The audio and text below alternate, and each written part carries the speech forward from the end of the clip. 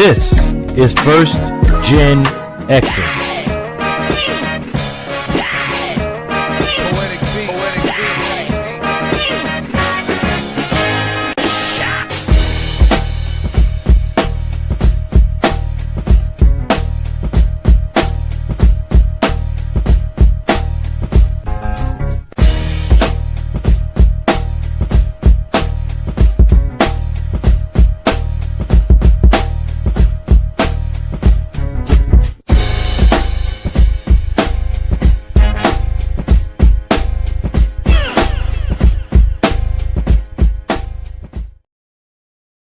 All right. Hello, and welcome to this week's edition of Le Classroom, brought to you by First GenXers Presents Broadcast Network. I am your host, Dark Lord 100, otherwise known as Double KK Double, and I am here with my co-host, the one and only Mr. Suave. Hopefully, we'll be joined by O'Malley a little bit later. We'll see if she taps in. But for right now, it's just me and Suave, and we're going to go on ahead and dig in and start early with a little bit of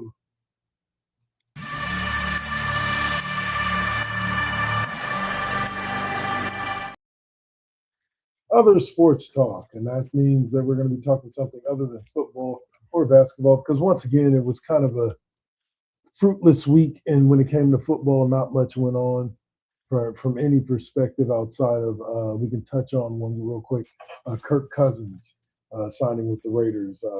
Any thoughts on this? I know that the contract, a lot of people were bursting upwards about the contract because it's supposed to be like 5 years, 120 million or something like that.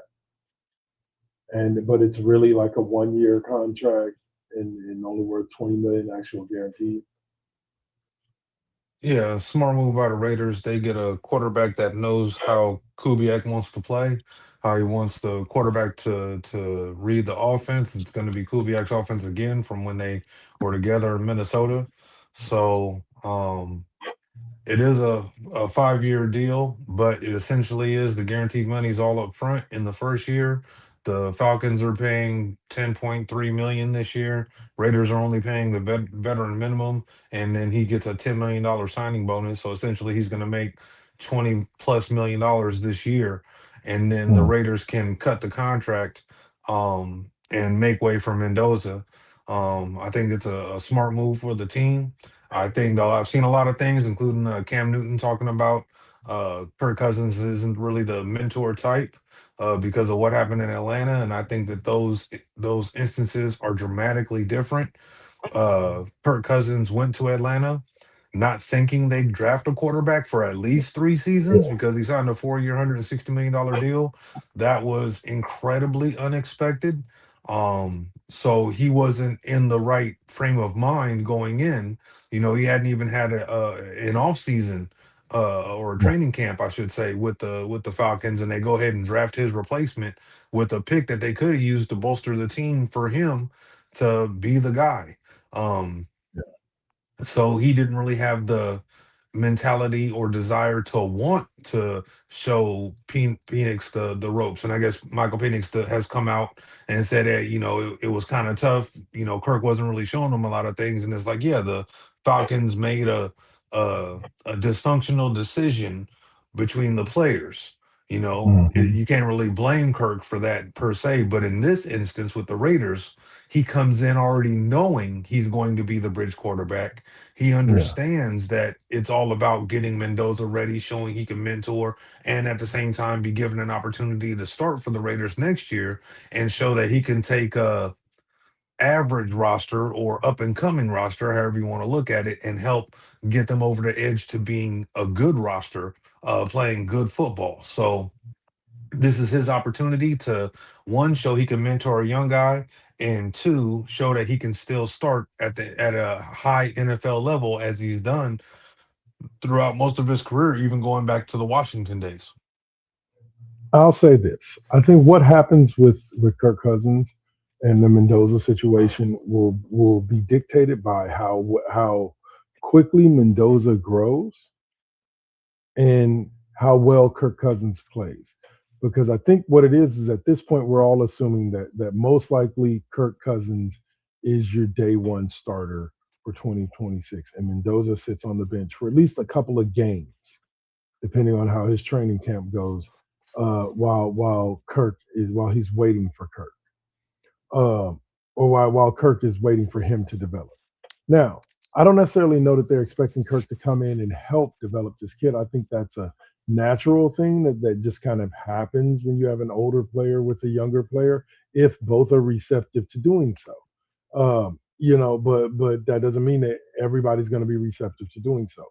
I think Kirk looks at himself as having a maybe 2 year audition to try to go get himself a permanent spot out there. Unfortunately, that has been Kirk Cousins' career throughout his entire career. It's been him playing for a year or two, trying to establish that he is a starting quarterback so that somebody will bring him in long term. And unfortunately, Atlanta was not that spot, and we all know that the Raiders are not going to be that spot.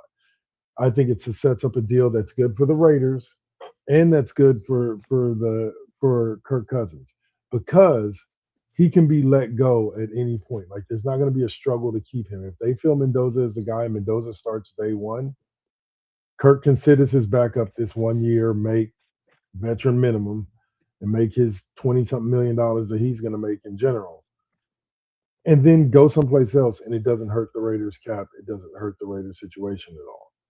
But if Mendoza takes a little bit to develop, and they need somebody to be that stand-in, that bridge, to keep them competitive while Mendoza learns the way of the NFL, I think Kirk Cousins is a guy that can do that. Like, I think he's proven that. He can keep a team afloat. He can keep them looking better than average. And so I think that it's really going to boil down to, did the Raiders fix their offensive line problems this year? If they did, I think Cousins can do some damage with Gentry and Bowers and some of the weapons that they have out there for sure. But we'll see. We'll see. Kirk Cousins, welcome to the Raiders. Huh. All right, so now we're going to get into March Madness. And we're going to start off on one side of the bracket. The championship game takes place tomorrow night. Michigan, who defeated Tennessee in the Elite Eight, and Alabama in the Sweet 16 to get to the Final Four. And then they went on to beat number one, Arizona, 91-73, thrashed them. Wire to wire, setting a record by scoring 90-plus points in 5 consecutive tournament games.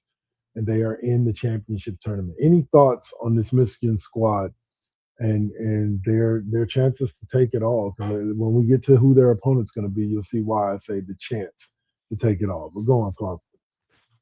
So I'll be honest, when the player said that this was the best Michigan team in history, I think he did that to kind of light a fire and keep them fully engaged, so there was no real let off, and it showed in the Arizona game.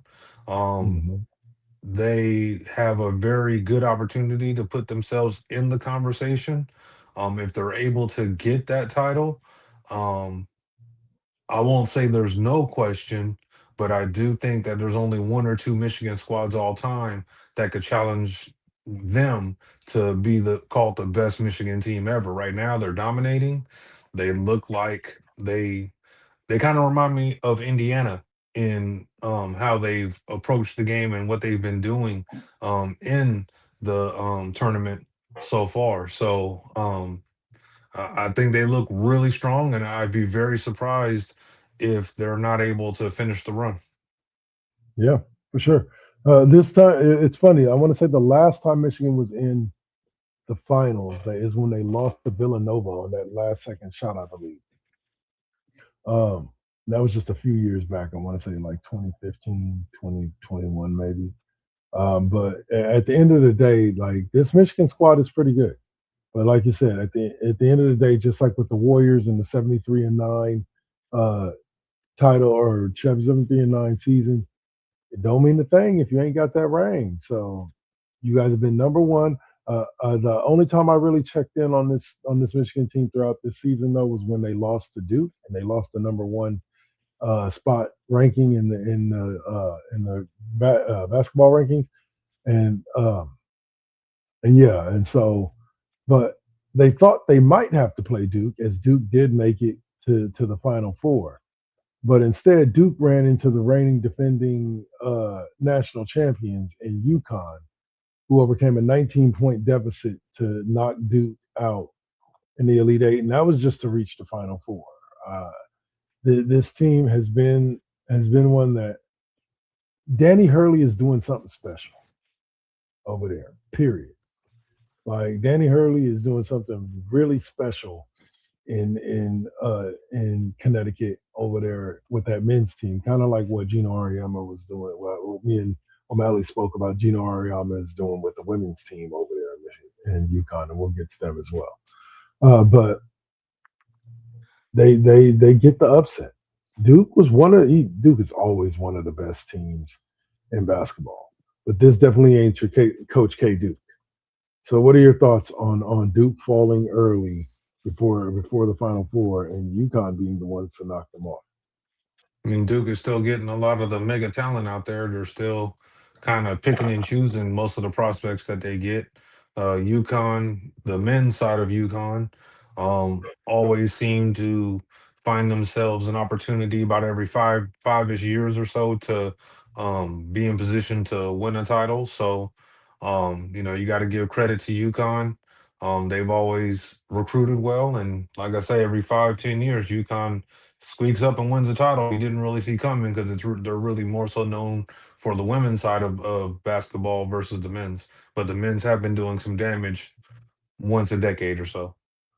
Well, I would trim that number up. I would update that number if I was you, Swap, because according to ESPN and those guys over there, UConn is in their title game for the third time in or seeking winning their third title in 4 years. So they've been on a decent run now. Like I agree with you. Prior to that, the men's team only really became relevant every now and then. But that's again Danny Hurley. That man is coaching his ass off over there in UConn, and they beat number 3 Illinois to secure their top spot in the title game. So is Michigan going to knock off UConn and the beast that is, or is this UConn's third title in 4 years? What do you think, Swell? I think Michigan runs away with it. They were more so worried about Duke, but now that they can focus on UConn, I mean, I'm not going to say UConn doesn't have a puncher's chance. They've earned the chance to be here. They've beaten some tough teams to get here. But I like Michigan's overall talent. While I do like Hurley, and I remember him from his playing days and his very short Kings career before his car crash, I give him all the respect in the world. And like you said, they have had a good run of getting some chips Mhm. recently versus the last few times that they've gotten titles. But I think this is Michigan's time. I'm not going to say surprised if Michigan coughs it up and UConn's able to pull it off because they have been winning as of late. But I think this is Michigan's time. For sure. Shout out to Saint. Thanks for joining us. Yeah, UConn. Yeah. But let's get the opinion of the one and only Miss O'Malley. How you doing, Mama? Hey, sorry I'm late. All good, all good. My Well, I husband say, called and I looked at the time and I was like, holy shit.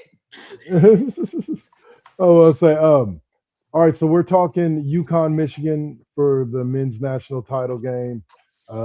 Danny Hurley getting his props, kind of like we were talking about Gino Auriemma last week. Yeah, we'll talk about that in a little bit. You came right time. Well, I'll say, but Danny Hurley, like possibly up there with Coach K. I don't know if I put him that high yet, but definitely up there with what was that cat that's in Kentucky right now, John Calipari. I put him up there with guys like that for sure. Uh, but what are your thoughts on UConn and this potential third title in 4 years? I mean, it's UConn. We kind of feel this. It's not surprising, right? Like, Yeah, is right. anybody shocked? It's UConn. It, I mean, I'm not surprised. Yeah. It, Um, it's yeah. although I wouldn't mind seeing. I wouldn't mind seeing someone else take it for a minute. I've been a Michigan fan since the Fab Five, so it'll be nice to see them win Although another technically title. I'm supposed to hate Michigan now, right? Because we're in the same conference. So Oh yeah, because you're fuck USC. Michigan, Yeah. go UConn. I don't She doesn't understand how all that works. Just like I remember an ex of mine taking a picture of me in my Oakland A's sweatpants and my San Francisco 49ers jersey. And she's like, something's not right about this. And I'm like, what? What? It's all Bay Area love. It's all Bay Area love. Should have put on my Warriors hat to go but a with it. friend of mine is the same thing, and her ex-husband, but husband at the time was the opposite, a Giants and a Raiders fan. So together they It's yep. If you put it all together, I remember telling somebody at one point, I go, there are 4 professional teams in the Bay Area right now. Take your choice of which 2 you want to like, or whatever, because you don't have to be beholden to any of them. They're all your hometown if you live in them. But all right, so now we'll move on to the ladies' side. That I after the diatribe I went on last week, I don't know if I'm qualified to talk about the ladies' side because I gave Gino Auriemma flowers, I gave him a limo, I gave him a tuxedo, I gave him everything. damn near gave him an Academy Award. You know exactly. Only for UConn to go out there and lay an egg against South Carolina. He was out coached by Don Staley. And then for Gino to turn around and act like LeBron. What did he have a patch over his eye and he was claiming injury? He couldn't see half the court. No, he was one of the shittiest sports people afterwards. And then apologize with the most passive aggressive apology.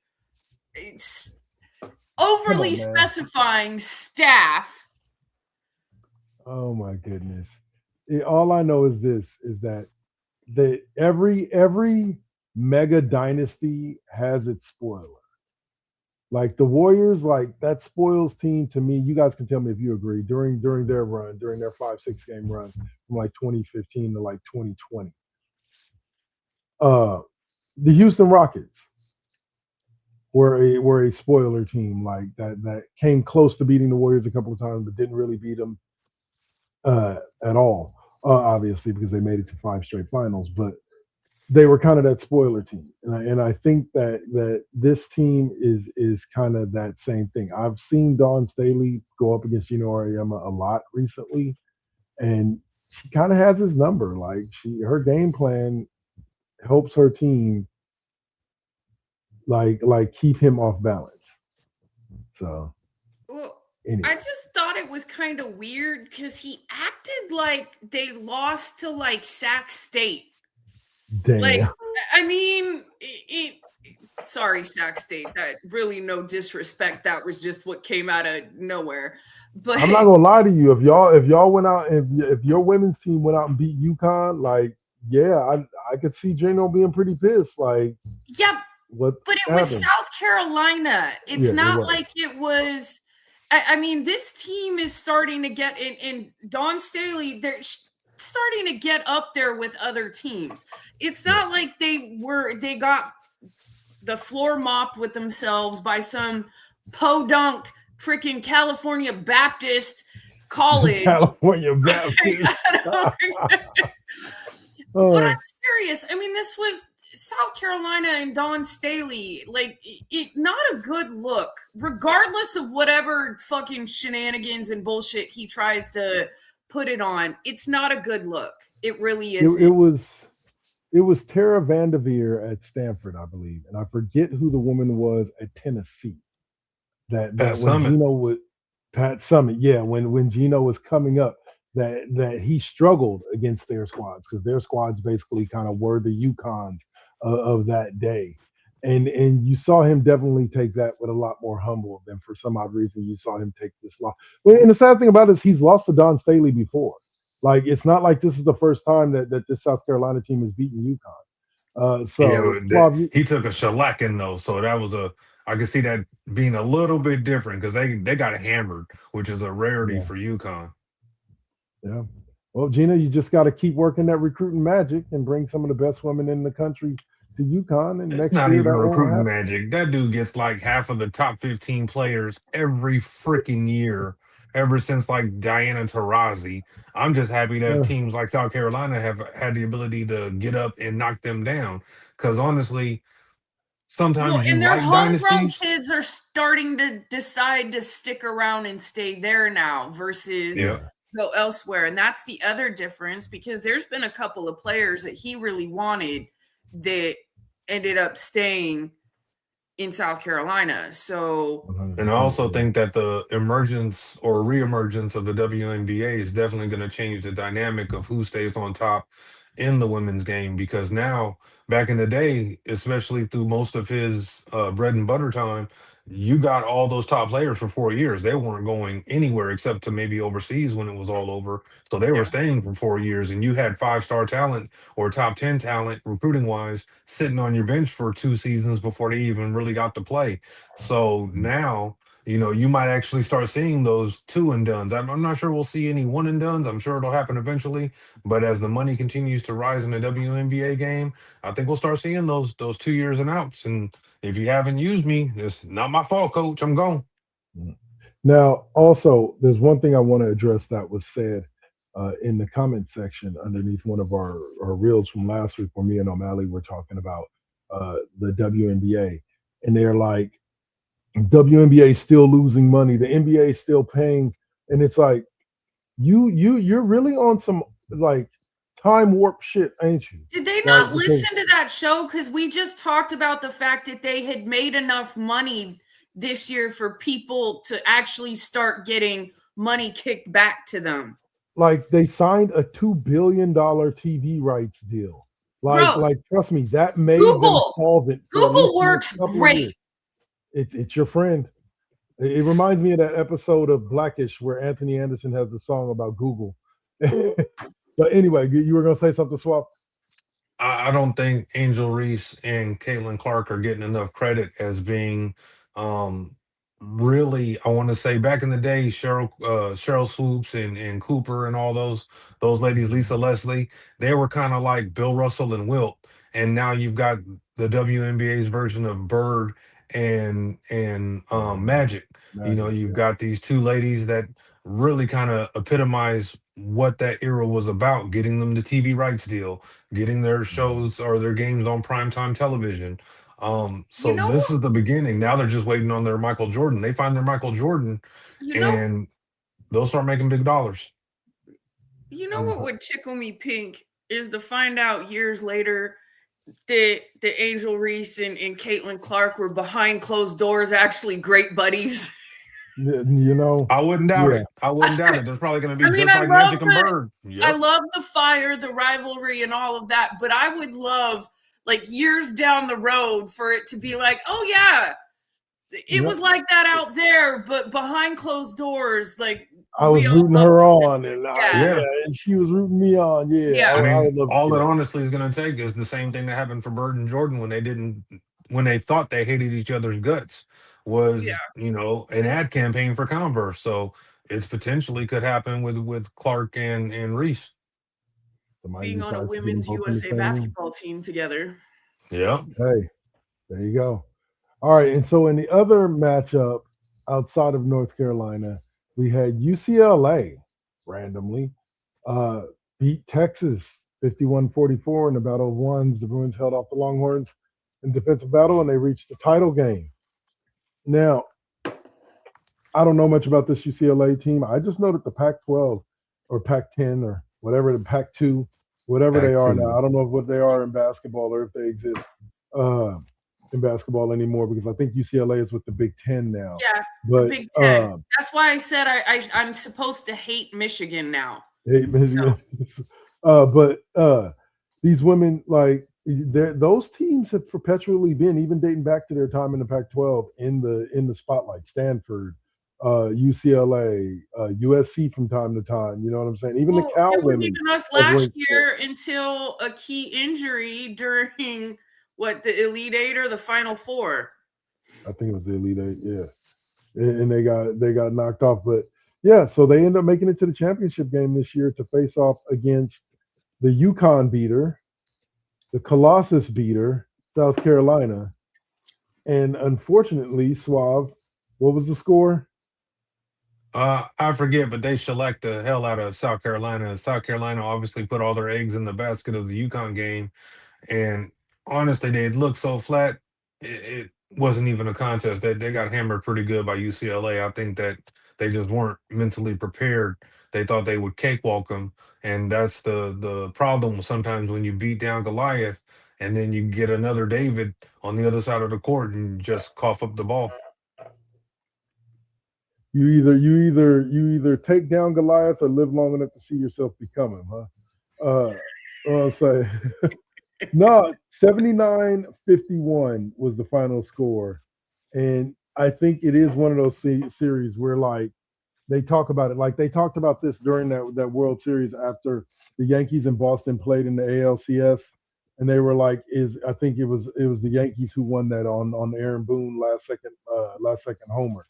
Um, but when they were talking about the Yankees going up against I forget who, I believe it was the Diamondbacks that year.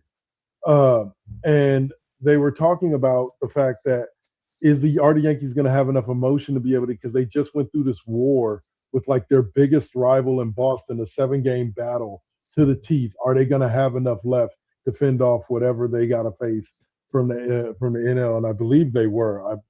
I believe that may have been when they lost to the Diamondbacks. Yeah. But yeah, it was just it's the same thing with this. Did beating UConn take so much out of South Carolina that they just didn't have anything left when it came time to face off with UCLA? They won the battle but lost the war. Yeah. Pretty much, 100%. And so, but congratulations to UCLA. Unfortunately, I have to also say fuck you, UCLA, because you're bringing that title to the I'm Big sorry, Ten. but I can't bring myself to ever say congratulations, UCLA. That's just not. Yeah, but yeah, congratulations to the Big Ten. You just got yourself another champion by taking a team and dismantling another Power 5 conference in the Pac-12. Anyway, yeah, I will never forgive the Big Ten for that. And I like Michigan. Anyway, let's see. So that's the women's stuff. So all right, we're going to go ahead and take our normal 4-minute break for real quick. And then we will be back to discuss some NBA action and also maybe a little bit of baseball. You are watching Le Classroom, brought to you by First GenXers Presents Broadcast Network right here on Twitch and the Double KK Double Network here on YouTube. So y'all stay with us. We'll be right back. Peace.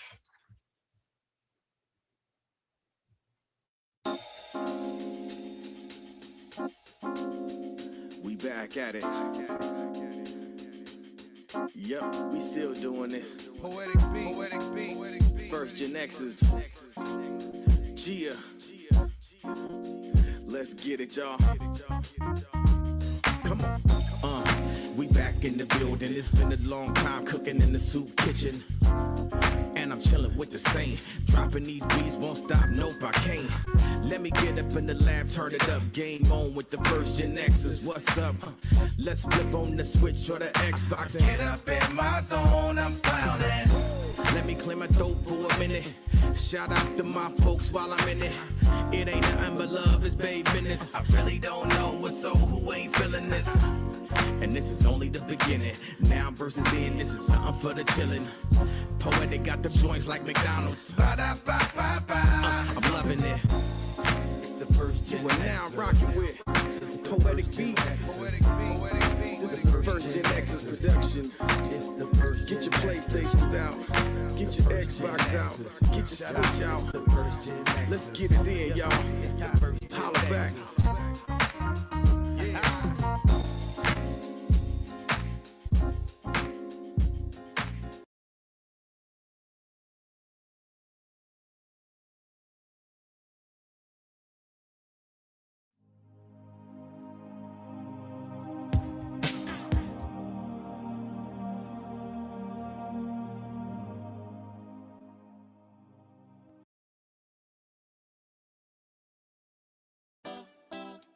got to keep it.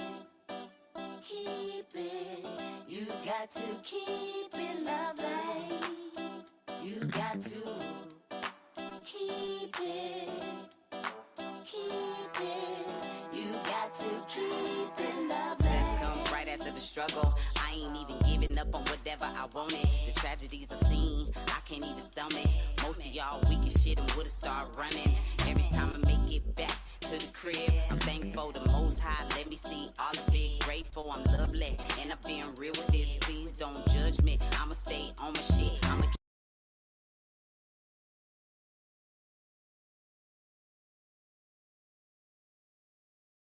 Adams family like dynamic between Pugsley and Wednesday. Like very true. Yeah. Well, I always temper this because I think I did not like the perceived caution tagline. I've also seen what Chase Center looks like when the Valkyries are fucking playing, so fuck all of you. Because Chase Center is packed no matter what's going on.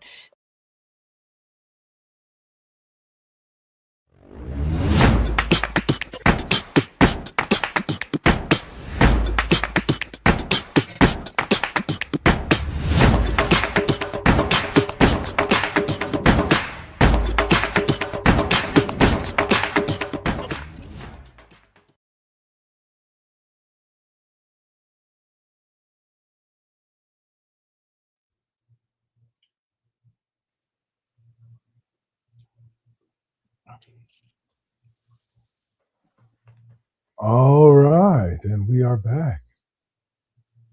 There we go. All right, and we are officially back. For those of you who are just tapping in, I am your host, Dark Lord 100, aka Double KK Double, and I'm here with Mr. Schwab and Miss O'Malley, talking all kinds of sports stuff. Now we're going to jump from basketball to, drum roll please.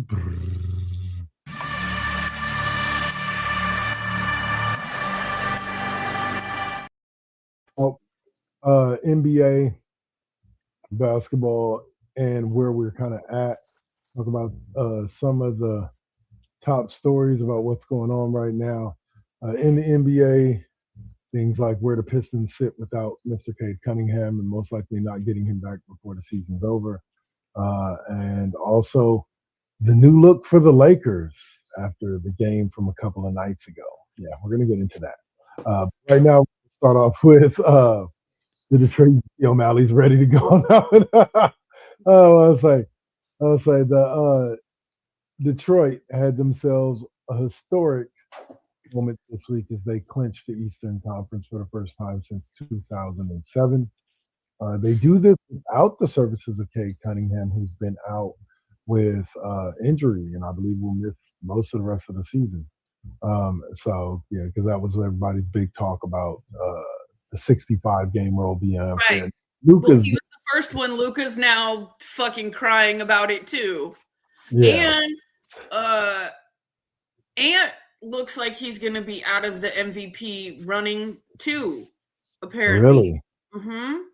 Because he's having to miss a game. So I can see them there. The NBA PL, the NBA Players Association is going to bitch about this so much that they're going to have to alter the rule. But I don't think the rule should be altered. We covered that last week when we talked about it. But Suave, what do you think about Detroit, a young buck team going from like barely a playoff team to a playoff team that got bounced, I believe, in the first round last year, to now clinching the number one seed in the East? It's their ascension. We're seeing a young team perform real well. They are missing their most important person, so they need him to hopefully come back from that collapsed lung during the playoffs, so that way the season isn't for nothing, because that would be the worst thing. But right now they're kind of keeping it together, but at the same time the playoffs is a different animal. You need all your horses to really run in the playoffs. It's very hard to win anything missing not only a player but your best player. But you give them kudos on a hell of a season. Yep, Jalen Duran has really been the key point of their run, averaging 25 and 10 since they lost Cade Cunningham in mid-March. O'Malley, do you think this is a team that should still be taken seriously without Cade Cunningham as a potential finals or championship team? Well, so do we know?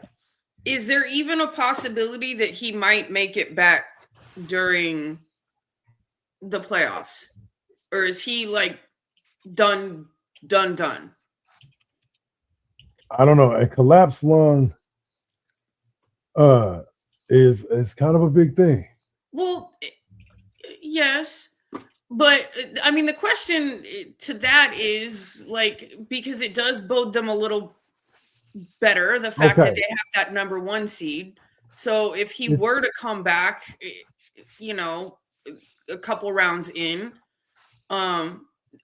the fact that they've still been doing what they've been doing without him also is, and this is the time for everybody else to step up. Like, in fact, in that sense, you've got people who are vying for a job kind of thing. So, I mean, I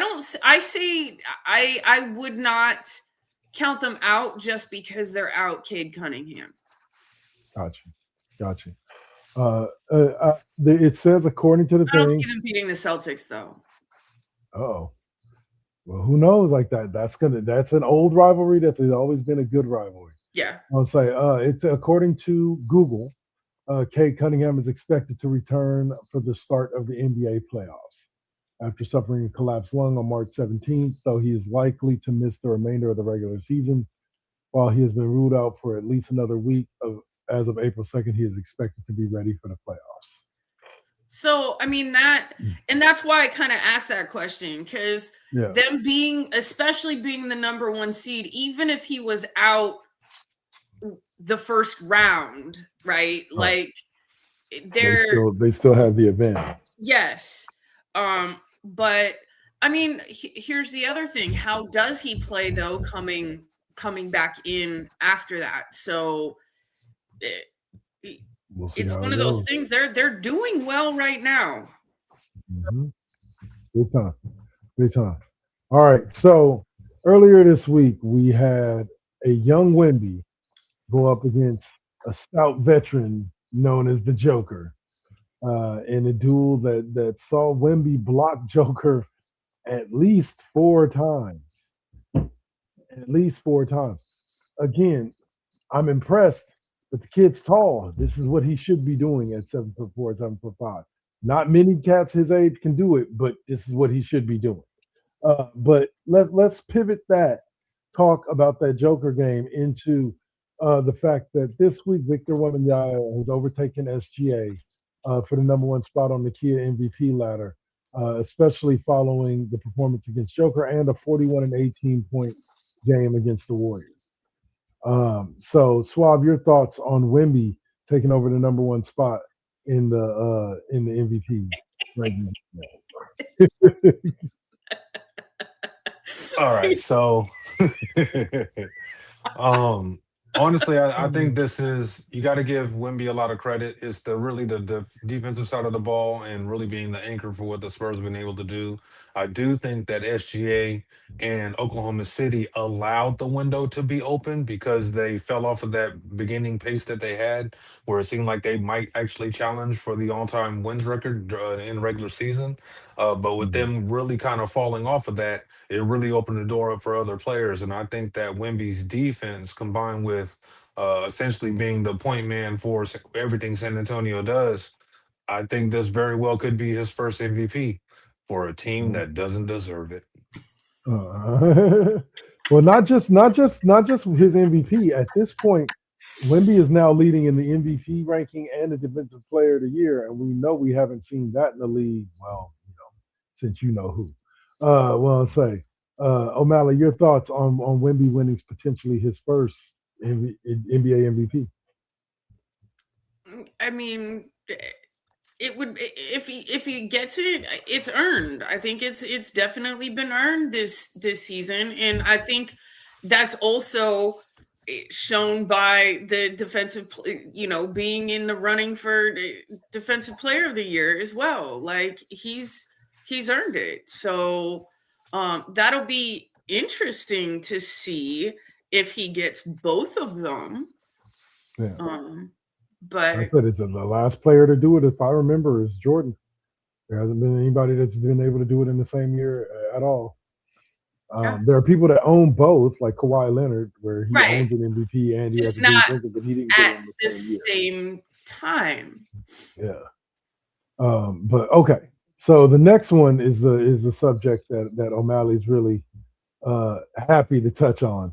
And that there's one guy who's probably not going to win an MVP this year, despite having a spectacular season. And his name is Luka Doncic. And unfortunately, he's out for the rest of the season and potentially the entire first round of the playoffs. And yes, I'm saying and, Lakers fans, put your hands over your ears. Austin Reeves is out for at least the next 2 to 4 weeks, which puts him out through the first round of the playoffs. So, as I saw in a clip that I sent to Suave, JJ Redick must be on Indeed looking for a different job already. Because at this point, the LeBronites have already started talking about, oh, I bet you guys expect him. There ain't no other 40-year-old, 41-year-old expected to lead nobody to no championship. Bro, ain't nobody expecting him to lead nobody nowhere. Ain't nobody expecting his ass to do nothing. Like, maybe Vegas has him high ranked, but ain't nobody in real life. He's going to lead them to is Cabo. Odds are good they lose in the first round. Unless they get a weak opponent, somebody that they can dominate, odds are good they're done in the first round. They get anybody that's competitive. And if they aren't done in the first round, they're definitely done whenever they run into Oklahoma City or San Antonio. They're done. So it's been a great season. It's been a great season. Luka, sorry you're going to miss that 65-game mark, bro. Sucks to be you.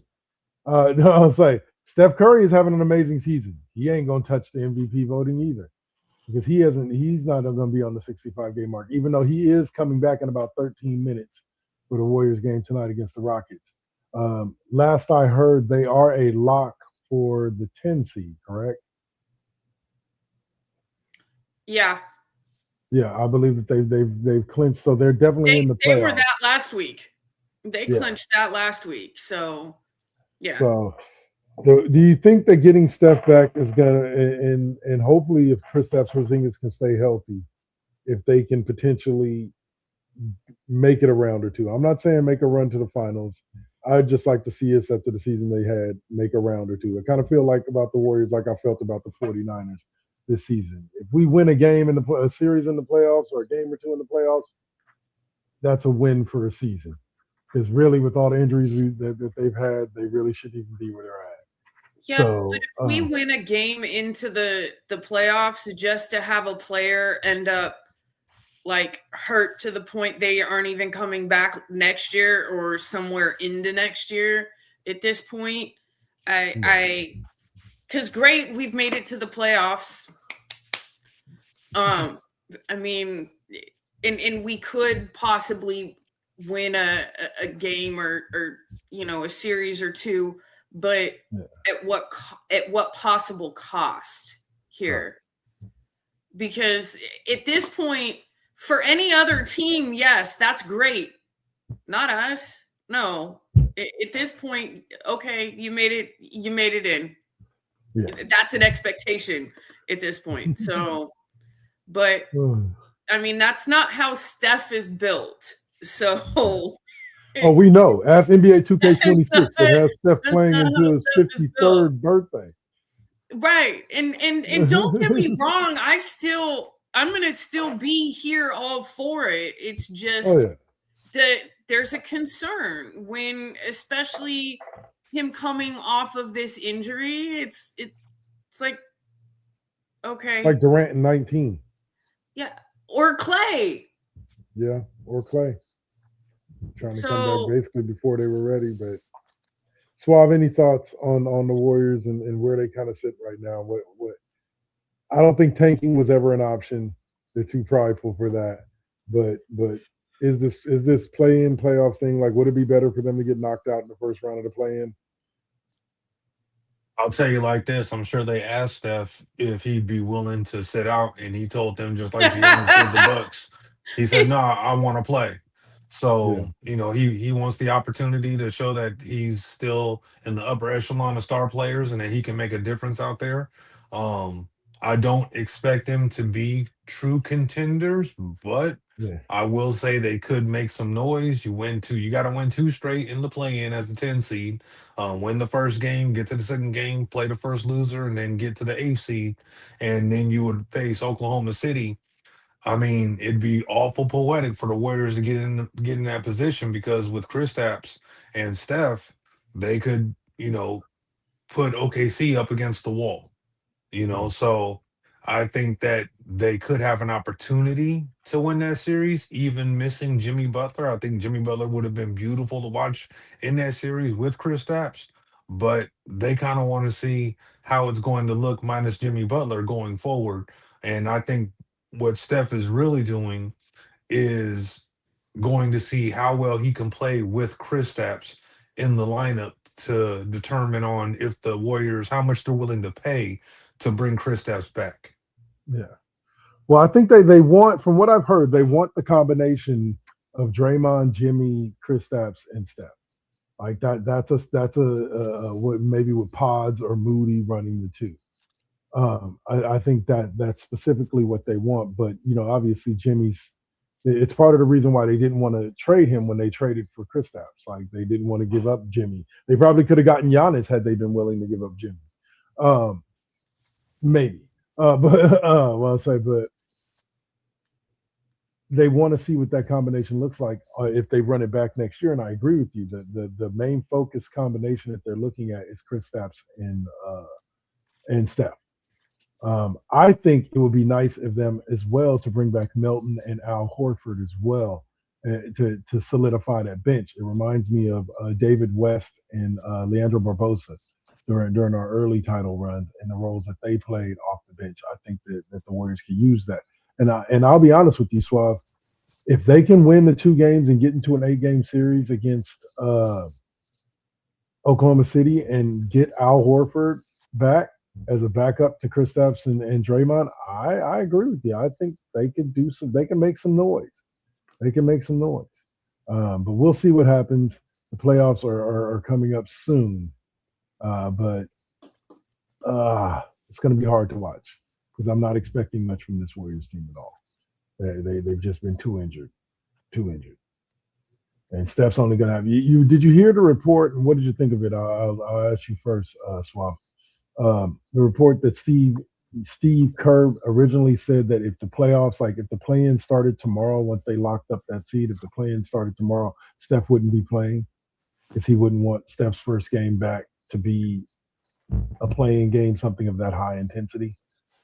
So he prefers him to have a run. Nice to say it. He's not stopping Steph. There's literally no one in the organization that can tell Steph Curry shit. Steph owns it all, huh? Yeah, I mean, let's be honest. If Steve Kerr said, "Look, Curry, I don't want you to play," and Steph Curry said, "Look, I'm playing," he's playing. He's playing. I'm gonna have all my jerseys. Joe Lacob is gonna be on the phone. Yep. And Steph's playing. Yeah, I agree with you. They, like when you got the owner's number in your pocket, like there's not much even the head coach can tell you. And Steph has made Mr. Lacob billions upon billions of dollars. So yeah. Well, I'll say, all right. So last subject of the day is it's been the first week, like 2 weeks of baseball. And what kind of vibes are y'all getting from this season? Like I know we all hate the A's, but they're actually doing okay. I'm an MLB free agent, so I don't give a shit until October. Damn, my brother said an MLB free agent. You heard it here first on the Classroom. I'll say. Hey, that's okay. I'm an NFL free agent. Well, I'm both supporting the Dodgers for the husband, but I'm definitely an NFL free agent. We talked a little bit earlier, you real quick before we talk a little bit more about the baseball, but you well, say, damn it, I hate it when I lose a thought like that. Kill the conductor. Right there. Killed the conductor, dude. Right Like off the drove it right tracks. off the track. Yep. But yeah, we'll see what happens when it comes down to this season of baseball, because I'm gonna tell you that the Dodgers still look good, but there are some other teams that look like they might be able to push the Dodgers. The Yankees being one of them. They seem to have bought their way back to relevance again. And I'm sorry. Name me a season in which like at least 60% of the Yankees starting nine wasn't bought in free agency. Like at some point. Like I very rarely ever seen a team that was fully people that were drafted and trained and brought up by the Yankees. I mean, I gotta give them their due, and I hate this. I hate having to talk about good about the Stankies, but about half of their team have been drafted throughout the years, including this one, and augmented through free agency with the best free agents typically, outside of the run that the Dodgers are on. But I do got to give the Yankees their flowers. They have had plenty of homegrown talent mixed in with all that high price free agency that they've been able to do throughout the decades. Okay, I'll give you 6 out of 9 were free agents. We're big money free agents. 6 out of 9, and at least 3 of the starting 5 pitchers. Like the Yankees just go out and buy up everybody else's talent. Kind of like the Dodgers right now, but I don't mind it when the Dodgers. You know what's actually worse than that? What's that? Is being an owner of a team like Fisher and having more money than fucking baseball and refusing to spend it. Yeah. I don't understand how like basketball has it. If you're not going to give us a salary cap in baseball, give us a salary floor that rises. Meaning, like in football, there is a salary floor. A lot of people don't talk about it, but there's a minimum amount that teams have to spend on their roster every season. Baseball should be the same thing. Like there should be a minimum amount that teams have to spend on their roster. So, that shit will not fly when they're in Vegas. Yeah.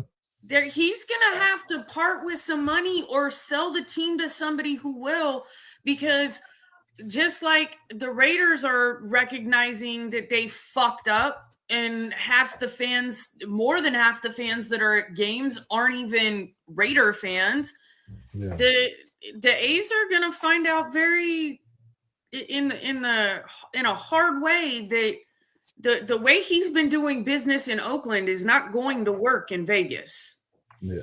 I think it's also a huge detriment to the A's in Vegas is that there's going to be 80 plus games versus just the 8 or 9 that the Raiders have to play and are able to bring in people for. I think you're going to see this shiny new stadium more often than not a third full. It's going to look just like the Coliseum, only it'll be in hot ass Vegas.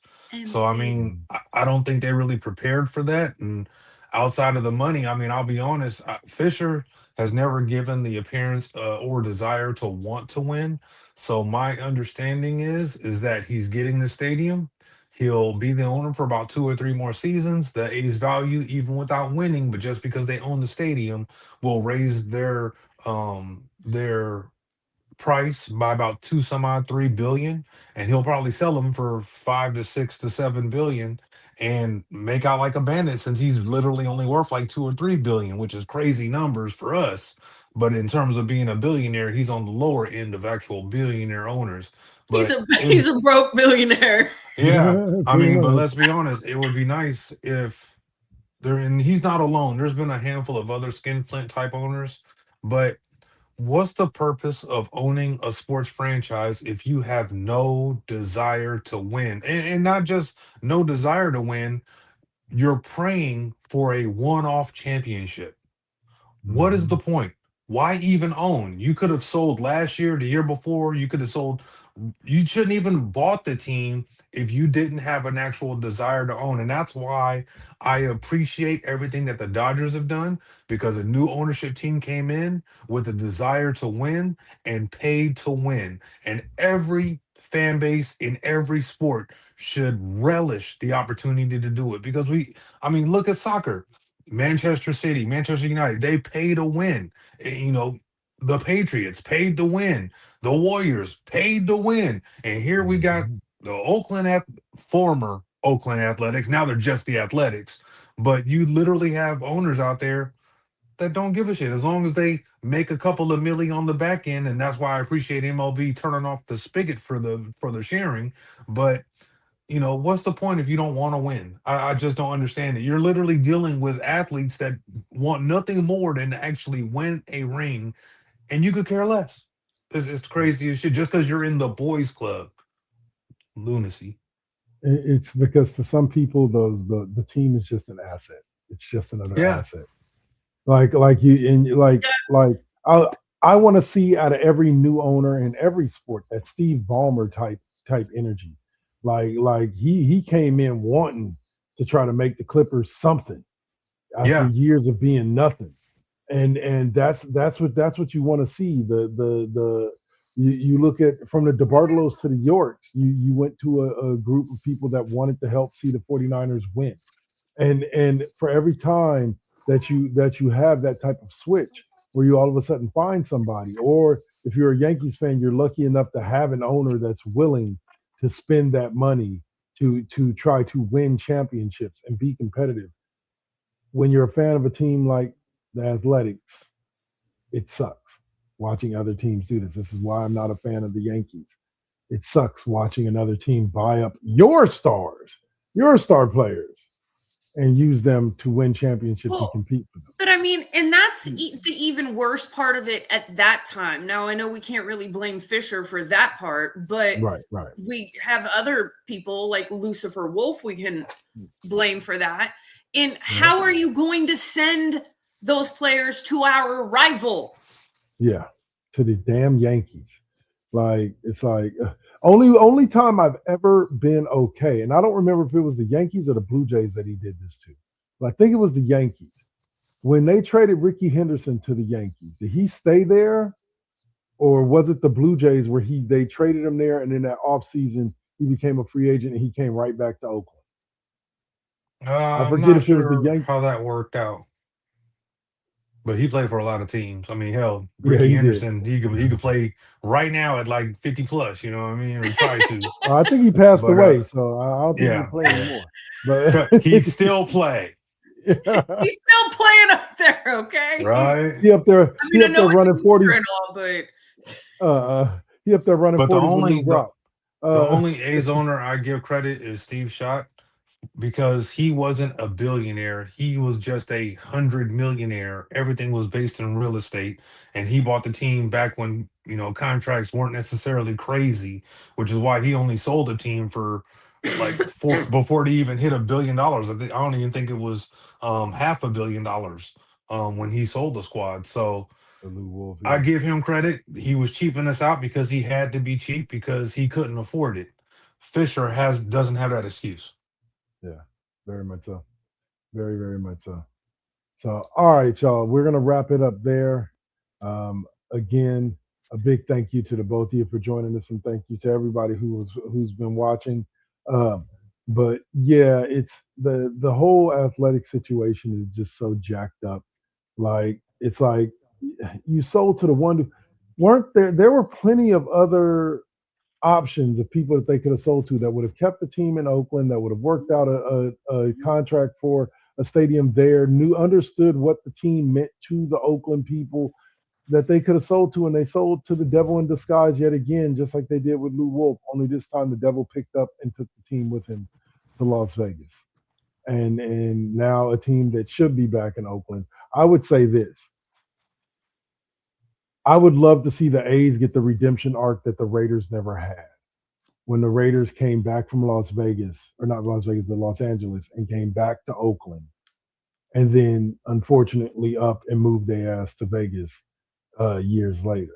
I would love to see the A's make their way back to Oakland and potentially become the Oakland Athletics again with a new owner that's willing to spend. I love that script. But yeah, like I said, it's just a script. I'm not saying it's there. I'm not saying they're tied for 20-25 years. I'm not saying it's anything realistic. I'm just saying you find the right owner and maybe he's willing to do what it takes to get him back there. But until then, yeah. Well, I mean, it's I still see Las Vegas, them. that's right. I see their first 2-3 years being abysmal, and going for a completely different rebrand after that, and them No not more even Athletics, being huh? the Athletics. Because what's the point? Because you're not. No matter what is said right now, a lot of the fans that you have, you're not taking with you. At least not geographically, you're not, Right. and you're getting so far away from just the team that you were. Why even bother? You can't even get Las Vegas Athletics copyrighted. You can't or trademarked. So why not just rebrand? Why not? I can see that. I mean, I'm just I curious can on if he's even going to understand why bother the spending Raiders money. wouldn't, because so much of that is it, and them getting what they got was directly tied to it being the Raiders. Right. The Vegas thing, it feels more like it being a Major League Baseball team than it being the A's. Right. I feel you. Very well said. All right. So, Swab, you're up first. Any last words, sir? I mean, I'll be honest, I don't got much. Spurs didn't deserve this MVP that Wemby's probably going to win. I'm happy that the Lakers are going down in flames and hopefully LeBron's last season, but I got a feeling he's going to come back for next year. I'm hoping he doesn't pull off a miracle and win a round or two, because Brondashians will never let us hear the freaking end of it. But yeah, I'm real curious about the first season the A's are actually playing in Vegas. Will he actually spend money to put a competitive team out there? Because I know the fans, there's some A's fans or Athletics fans in the Vegas area, but traveling, the Bay Area fans that used to go to games and when they actually were winning, sell out the Coliseum.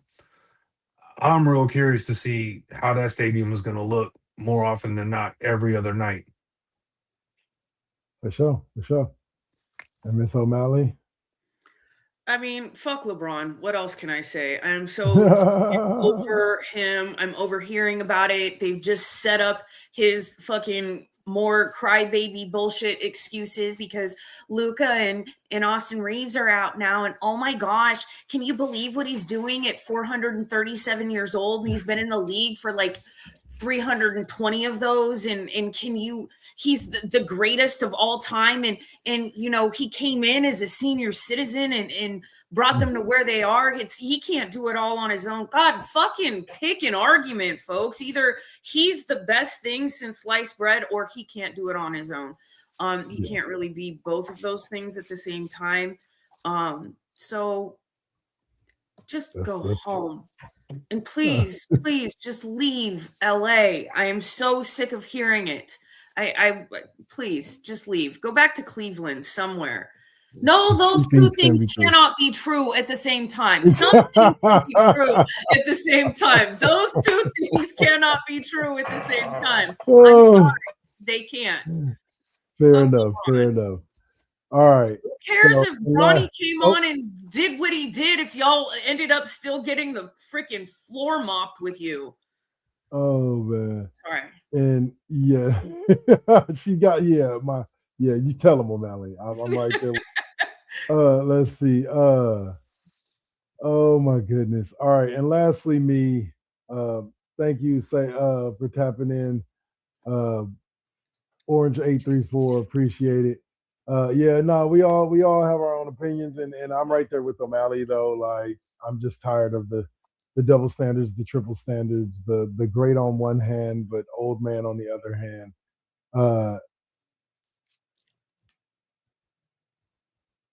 It doesn't diminish his GOAT argument. There is no diminishment to the GOAT argument. His what he has to offer, and I'll bring everybody back up for this one. What he has to offer as far as the GOAT conversation is done. GOAT argument?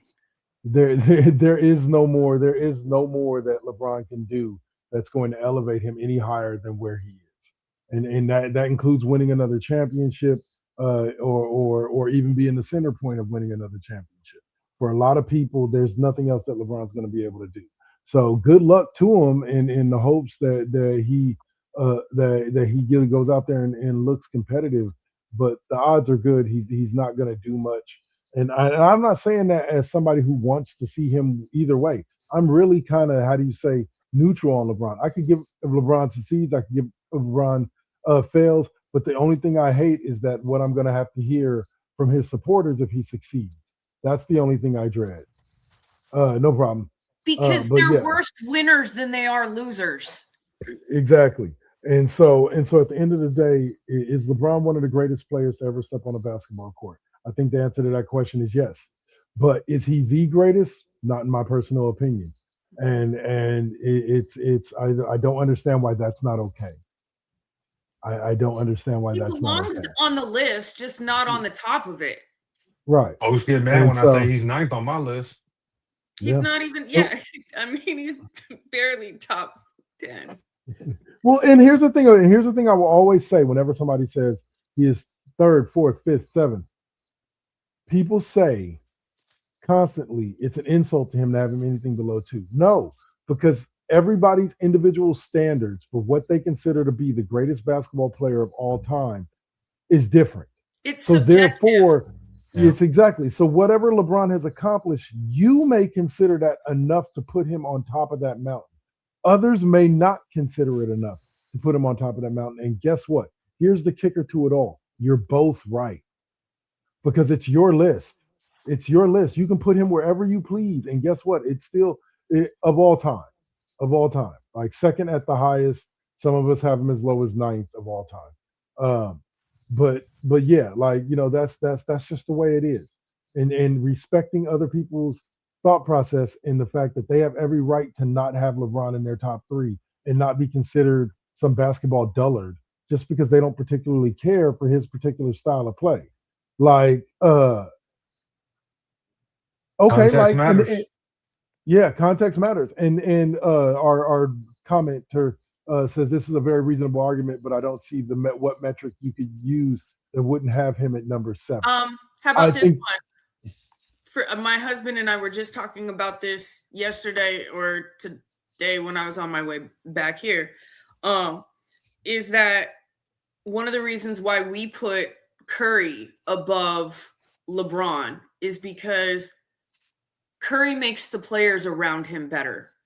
Yeah, there's a visible metric to it. So it's not just about stats and things like that. It's leadership, it's responsibility, it's being a teammate and making the players around you better. And that, yeah.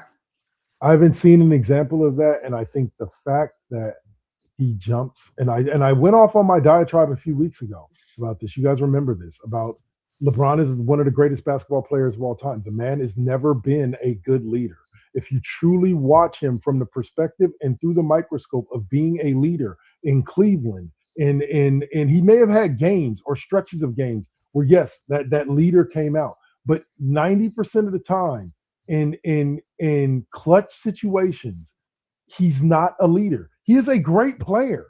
He definitely has some fire to him. I don't know if you want to, if it was close to Mamba mentality. That's all subjective. But the man has a fire in him, and he loves the game of basketball. But he has never been a natural leader, and I think that has been one of the biggest flaws for me in keeping him out of that number 1 spot.